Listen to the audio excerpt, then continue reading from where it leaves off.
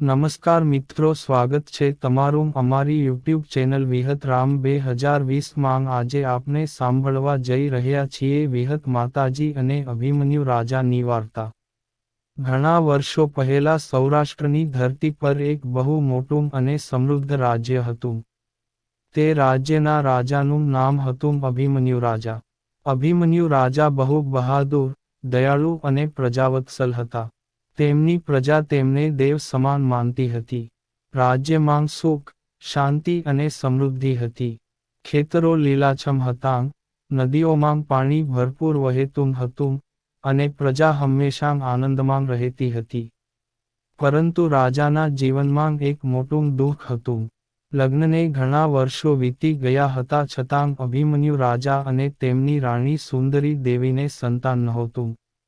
રાજમહેલમાં બધું હતું, ધન, વૈભવ, સત્તા, સૈના, સન્માન, પણ દીકરાની કિલકારીઓ નહોતી। દરરોજ રાણી મહેલના ખૂણામાં બેસીને રડતી।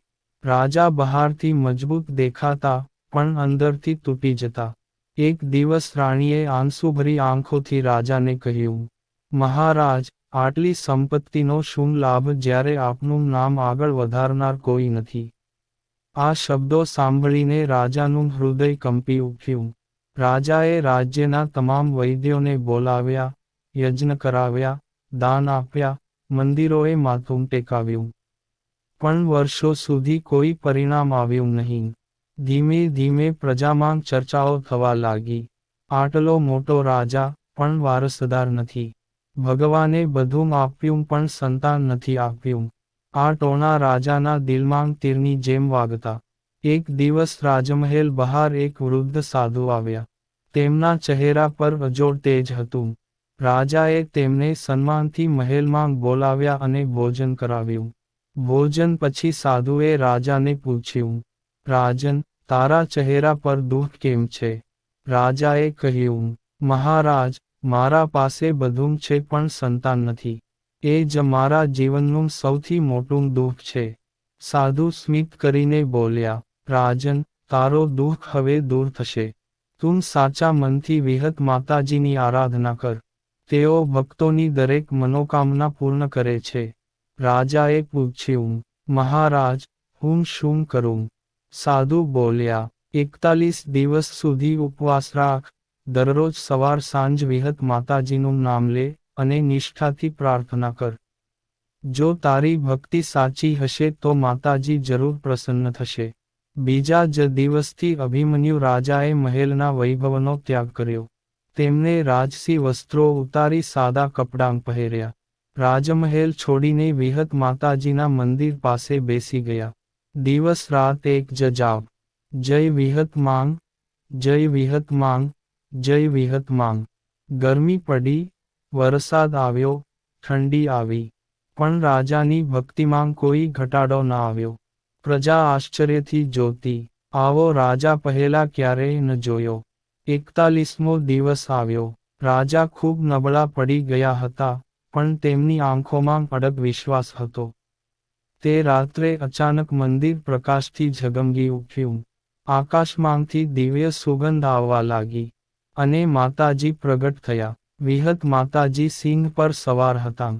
તેમના ચહેરા પર દિવ્ય તેજ હતું।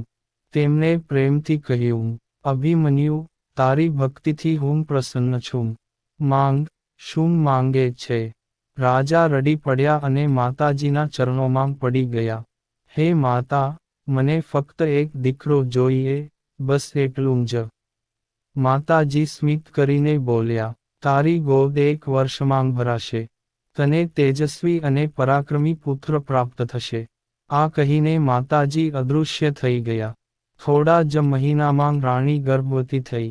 આ સમાચાર સાંભળીને સમગ્ર રાજ્યમાં ખુશીની લહેર ફરી વળી। લોકોએ કહ્યું, વિહત માતાજીનો ચમત્કાર થયો। 9 મહિના પછી રાજમહેલમાં એક સુંદર, તેજસ્વી અને સ્વસ્થ દીકરાનો જન્મ થયો। સંપૂર્ણ રાજ્યમાં ઢોલ વાગ્યા, મીઠાઈ વહેંચાઈ, ગરીબોને દાન આપવામાં આવ્યું। રાજાએ દીકરાનું નામ રાખ્યું, વીર પ્રતાપ। સમય પસાર થતો ગયો, દીકરો મોટો થતો ગયો, બહુ બુદ્ધિશાળી અને બહાદુર બન્યો। પણ ધીમે ધીમે અભિમન્યુ રાજાના મનમાં અભિમાન આવવા લાગ્યું. એક દિવસ દરબારમાં તેમણે ગર્વથી કહ્યું, મારા ઉપવાસ અને મારી તપસ્યાના કારણે મને દીકરો મળ્યો. મારી મહેનતથી આ શક્ય બન્યું. એ સાંભળીને બધા મંત્રીઓ ચોંકી ગયા, કારણ કે રાજા ભૂલી ગયા કે આ બધું વિહત માતાજીની કૃપાથી મળ્યું હતું. એ જ રાત્રે રાજકુમાર અચાનક ગંભીર રીતે બીમાર પડી ગયો. વૈદ્યો આવ્યા, દવાઓ આપી, પણ કોઈ અસર ન થઈ. રાણી રડવા લાગી, મહારાજ, કંઈક કરો. ત્યારે રાજાને પોતાની ભૂલ સમજાઈ ગઈ.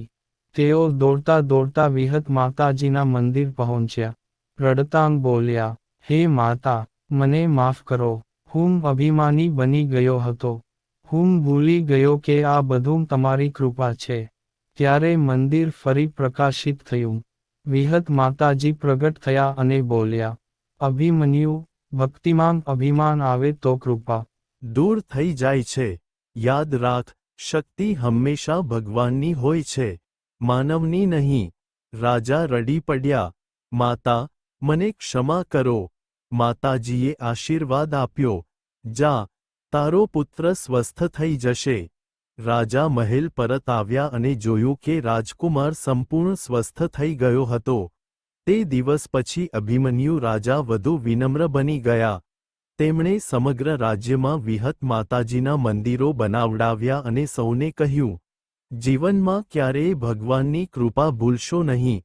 અભિમાન માણસને વિનાશ તરફ લઈ જાય છે. અને એ દિવસથી રાજ્યમાં દર વર્ષે વિહત માતાજીનો મહોત્સવ ઉજવાતો રહ્યો. લોકો આજે આ વાર્તા યાદ કરીને કહે છે, જે સાચા મનથી વિહત માતાજીને યાદ કરે, તેની ગોદ ક્યારેય ખાલી રહેતી નથી.